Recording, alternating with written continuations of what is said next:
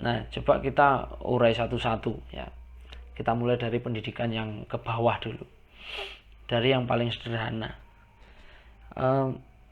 Di masa sekarang ini, karena ini sudah era teknologi, era globalisasi ya, banyak perubahan sosial yang terjadi.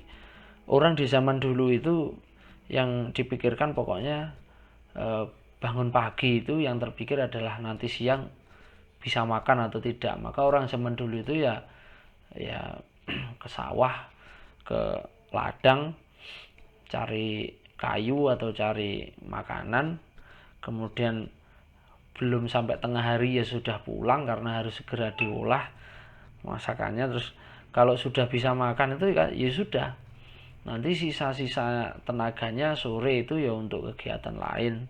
Kalau misalkan masih sempat ngaji ya ngaji. Secara tuntutan itu tidak terlalu banyak. Jadi orang zaman dulu itu ya tidak banyak tuntutan dalam pekerjaan. Beda dengan zaman sekarang di mana semua pekerjaan itu menuntut deadline, harus selesai pada jam sekian, tanggal sekian. Nah, kadang-kadang sekarang kan arus mobilitas pekerjaan itu kan padat sekali, trafiknya padat sekali.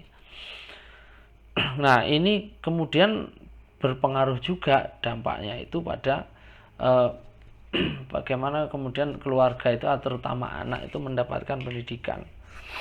Tidak jarang loh orang tua itu tidak ketemu anak seharian, itu ketemunya pas waktu tidur. Jadi pagi jam 5:30 itu sudah berangkat. Di tempat saya itu ada, itu saya kan rumahnya di gunung, di Pulung sana, itu tempatnya di jauh di dekatnya Ngebel. Rumahnya itu di pelosok itu. Dia pegawai negeri, kerjanya itu di Madiun. Nah, saya bayangkan jam 7 harus nyampe Madiun. Itu dari rumah itu jam berapa? Pasti ya jam 5:30 itu sudah mandi, sudah sarapan, udah dan sebagainya. Itu ngantor di sana nanti sampai jam 4. Jam 4 itu sudah sore. Nyampe rumah ya jam 5, setengah 6. Bayangkan, dia tidak mungkin ketemu sama tetangga, tidak mungkin juga dia akan ketemu anaknya. Ya anaknya ya ketemu ya sudah sore, sudah malam begitu, dan kondisi pasti sudah capek segala macam. Lalu kapan ada porsi untuk memberikan pendidikan karakter kepada anak, mendampingi ketika bermain, ketika belajar. Nah, ini kan maka akan terjadi perbedaan yang sangat mencolok antara orang zaman dulu dengan zaman sekarang. Kalau zaman dulu orang tua bisa mendampingi anak itu lebih maksimal dan lebih intens, tidak seperti sekarang ini. Itu persoalannya begitu. Belum lagi nanti kalau ada yang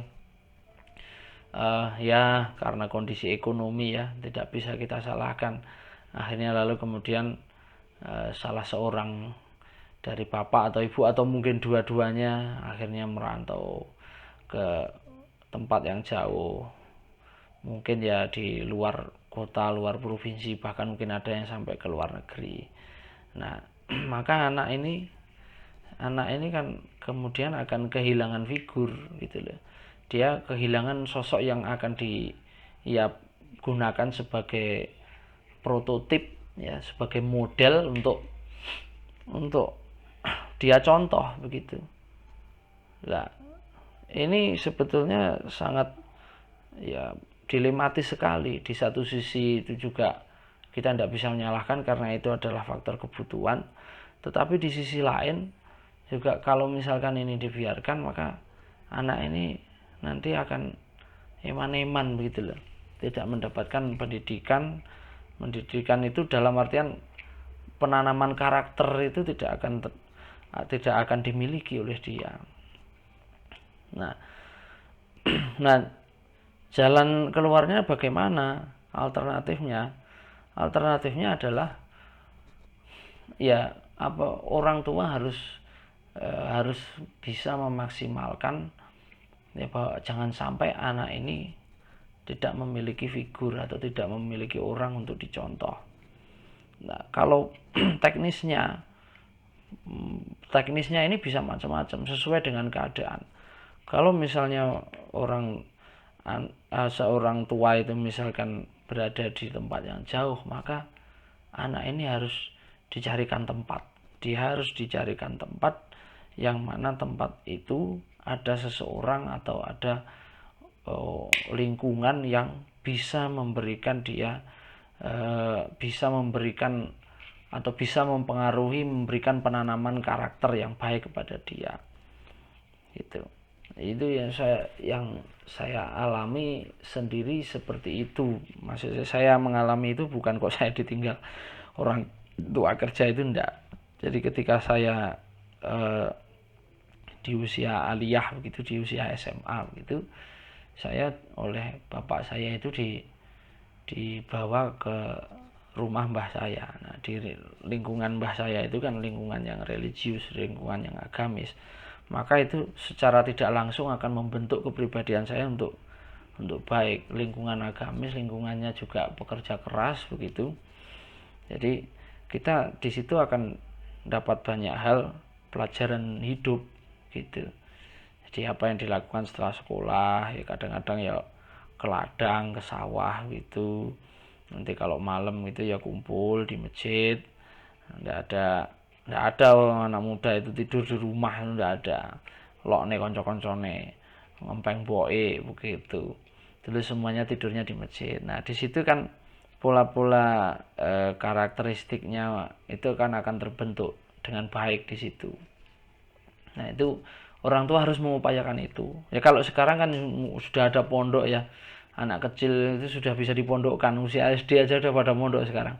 Nah, itu sudah cukup itu menjadi solusi itu. Walaupun sebetulnya juga ya bagaimana ya, anak itu menjadi kehilangan figur orang tua. Orang tua biologis itu menjadi kehilangan figur sebagai orang tua yang ideologis. Ya, jadi nanti akan kehilangan satu peran itu. Gitu. Tapi itu lebih baik, itu masih lebih baik daripada anak itu kehilangan semuanya. Dia kehilangan orang tua sebagai satu figur, dia kehilangan figur sosok orang tua, dan dia juga tidak mendapatkan penanaman karakter yang baik. Nah, ini kan juga sudah rugi. Nah, kalau memang mau ada yang dikorbankan, ya minimal jangan sampailah karakter anak yang baik itu dikorbankan. Itu.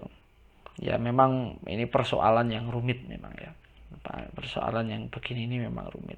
Sekarang sudah ada itu anak-anak itu yang umur SD itu sudah pada dipondokkan karena orang tuanya laki perempuan sibuk semua, ndak bisa nunggoni di rumah, makanya jadi dimasukkan sekalian ke pondok. Ya kalau saya jujur aja belum siap dengan seperti itu. Saya punya anak ya, kalau bisa ya kalian juga ini, kalau bisa ya jangan dirawat dulu, dan kita itu biar betul-betul menjadi sosok orang tua bagi mereka. Jadi bukan hanya sekedar orang tua secara biologis, tapi juga secara ideologis. Jadi semacam itu. Itu opsi yang bisa kita ambil. Jadi banyak ya anak-anaknya pegawai gitu, laki-laki perempuan semuanya itu kerja pagi jam 5:30 udah berangkat karena jauh perjalanannya, nantinya pulang juga kadang kalau jam 4 sampai rumah jam 5, itu kalau ada lembur ya bisa lebih. Nah, terus kapan waktunya untuk ngerawat anak kan juga susah. Nah, kalau anak itu kemudian dititipkan ke pondok, insya Allah secara karakternya dia juga akan aman, tapi ya pasti ada yang dikorbankan, yaitu anak akan kehilangan figur ya, kehilangan orang tua sebagai figur. Jadi taunya anak itu ya orang tua itu ya ngirimkan logistik gitu aja, ngirimkan beras, ngirimkan sama. Tapi pendampingannya kan tidak ada, pendampingannya tidak terjadi. Gitu.